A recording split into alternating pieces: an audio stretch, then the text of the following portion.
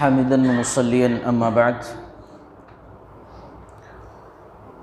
قال رسول الله صلى الله عليه وسلم المؤمن القوي خير وأحب إلى الله من المؤمن الضعيف وفي كل خير ألا ما ينفعك إلى آخر الحديث رواه مسلم فی کتاب القدر۔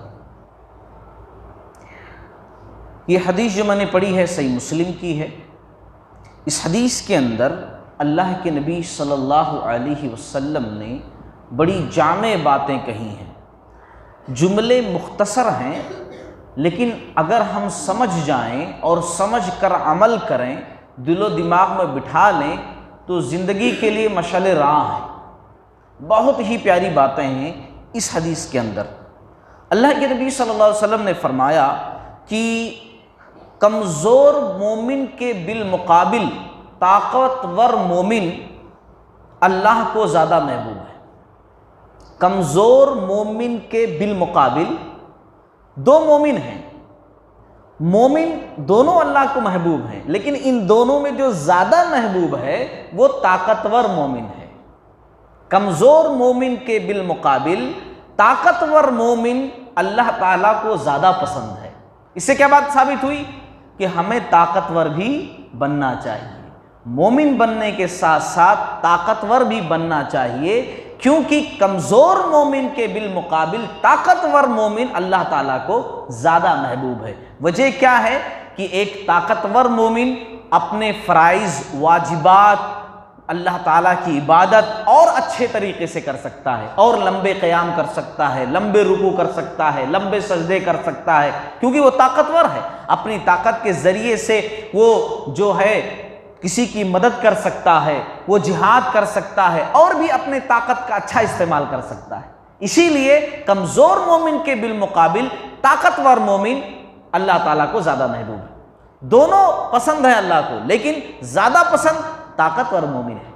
پھر اللہ کے نبی صلی اللہ علیہ وسلم نے فرمایا کہ اس چیز کی حرص کرو جو تمہیں نفع دے، اس چیز کی حرص کرو، اس چیز کی چاہت کرو جو تمہیں نفع دے۔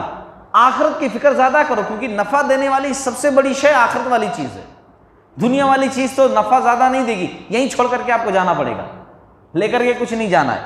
تو اس چیز کی حرص کرو جو تمہیں نفع دے، اور اللہ سے مدد طلب کرو، اور ہمت مت ہارو۔ کبھی بھی ہمیشہ اللہ سے دعا کرو، اور ہمت کبھی بھی مت ہارو۔ اب دیکھیں کیسی باتیں ہیں، ہمت کبھی مت ہارو۔ اور اگر تمہیں کچھ نقصان پہنچ جائے، تم نے کوشش کی اچھے طریقے سے، پھر بھی تمہیں نقصان پہنچ جائے، تو یہ مت کہو کہ اگر میں ایسا کر لیتا تو ایسا ہو جاتا۔ کچھ لوگ ہوتے ہیں نا کہ ارے ابو جی کو یہاں نہیں وہاں لے کر جاتا تو انہوں بچ سکتے تھے، ہے نا؟ نہیں، یہ دکان یہاں کھولنے کے بجائے وہاں کھولتا اگر اس ملگی میں، تو اچھا کاروبار چلتا۔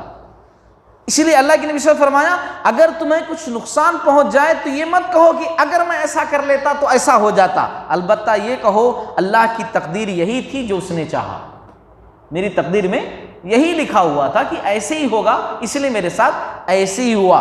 کیونکہ اگر لفظ جو ہوتا ہے وہ شیطان کے کام کا دروازہ کھول دیتا ہے، اگر لفظ ہے نا، کیونکہ اگر لفظ آپ استعمال کر رہے ہیں تو یہ اگر مگر شیطان کی ڈگر، اگر شیطان کے لیے راستہ کھول دیتا ہے۔ شیطان دماغ میں اگر کہتا ہاں دیکھو تمہارا فیصلہ غلط تھا، یعنی ایسا نہیں ایسا کرنا چاہیے تھا، ویسا نہیں ویسا کرنا چاہیے تھا، جو کہ تقدیر کے خلاف ہے نا، تو شیطان کو موقع مل جاتا ہے کو بھٹکانے کا۔ تو اسی لیے آپ صلی اللہ علیہ وسلم فرمایا نقصان پہنچ جائے تو کہو الحمدللہ میری تقدیر میں یہی لکھا ہوا تھا، چلو آگے کوشش کریں گے۔ یہ مت کہو نہیں ایسا نہیں ایسا کرتا تو ایسا ہو جاتا، ویسا نہیں ویسا کرتا تو ویسا ہو جاتا، یہ اگر مگر شیطان کی ڈگر۔ اللہ تعالیٰ تمام لوگوں کو کہنے سننے سے زیادہ عمل کرنے کی توفیق عطا فرمائے۔